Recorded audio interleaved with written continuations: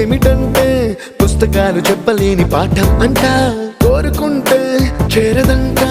వద్దు అంటే వెళ్ళదంట నేస్తమంటే ఏమిటంటే కన్నవాళ్ళు ఇవ్వలేని ఆస్తేనంట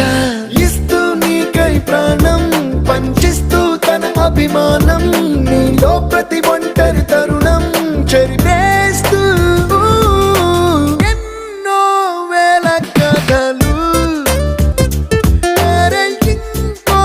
కథ మొదలు छोटी छोटी छोटी छोटी छोटी छोटी बातें छोटी छोटी बातें बातें मीठी मीठी मीठी मीठी मीठी मीठी यादें मीठी मीठी यादें यादें